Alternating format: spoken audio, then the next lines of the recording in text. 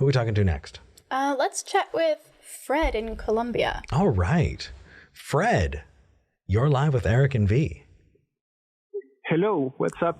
Hey, what did you want to talk about? Well, first of all, I want to thank V personally for being a great role model in the non-binary community. Oh, thank you. That's amazing.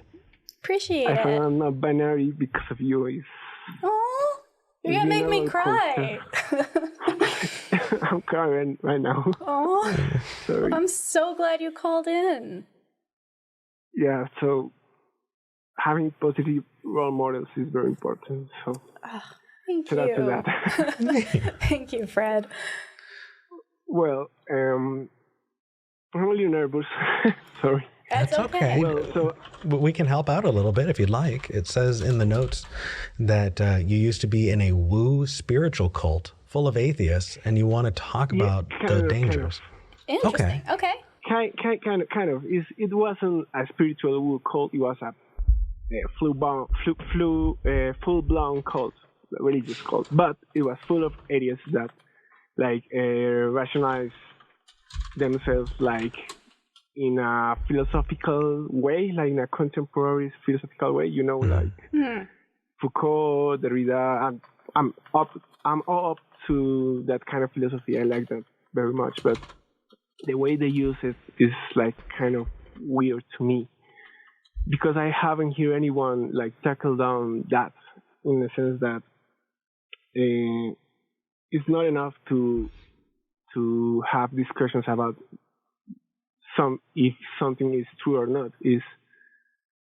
There's also a big component in the behavioral part of the cults that is important, and I'm not sure how to discuss that kind of stuff, because most of them don't even believe in true, Yeah. So there are different categories here, and V actually on their personal channel, How to Skeptic, did a really, really good breakdown of it. I think that we're talking about axiology, and that when we're talking about how we know the things that we know, sure, right? We can get to statements about whether or not you believe this or understand this and why and how. But the axiom is ought. And so if you say you ought to do a thing, that is an axiom. So often we carry these axioms implicitly, and we'll go, we ought to know as many true things and as few false things as possible. And we ought to do the best we can to do that. We ought to strive for personal and society, personal life and a society where we maximize well-being and decrease suffering. Those are all oughts. They're axioms, and it's difficult to get to that ought from that epistemology, right? Because why ought you do anything? And so it sounds like people were talking about the epistemology of it, and were trying to use that to justify their axiology. Does that sound about right? Yeah, kind of. The thing is, the thing with cults is that is not that much about the narratives, but more about the behavioral control. Mm-hmm. So you can have someone that, and I saw that, someone that was very leftist, and their behavior shift to a more right-wing kind of stuff, like anti-abortion, and because if you accept the rituals and all that stuff, that changes your behavior.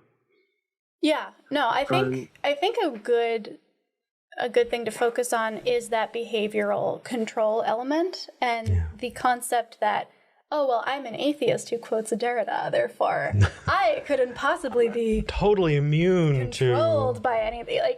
No, actually, you can't. Anybody can. And that's the scary thing about cults, is it's really easy to get groomed for one, especially if you think you already are a smart person who knows things, because of course, if you're convinced, then it's got to be true because you know things. You're a smart person. And so a lot of the time, people are like, well, how could this person have ended up in a cult? They seem so smart. They're so accomplished. It's like, exactly. Yeah. That's what they prey on a lot of the time, is that sense of, well, I'm a smart person, so if I think a thing, it must be right. And that's really why we do this show. Because we don't want people to get into that headspace because, like Fred is saying, it opens them up to that behavioral control that can be used against them in really bad ways. Just to tie on, I think that a consequence of exactly that is why I think that, hey, atheists watching this, the idea that religious people are dumb, not helping anyone. Not helping anyone. There are lots of brilliant religious folk, and the idea that, well, I'm not dumb enough to fall into that is part of why you get that backfire in cults, like Fee was saying. Yeah. Does that sound like your experience?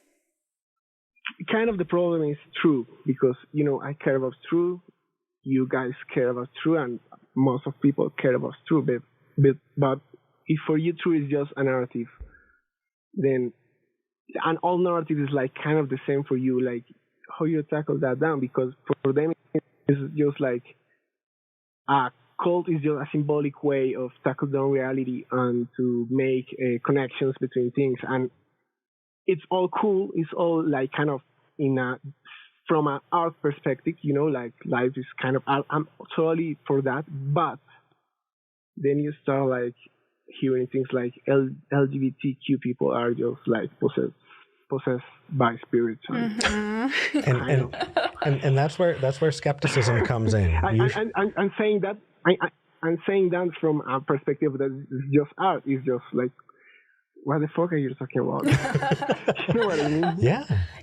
And I think that's where skepticism is so damn important. You should always be wondering and at least questioning, why are things the way they are? Because you might find out that the supporting structure for why they are the way they are is not as strong as you thought. Right.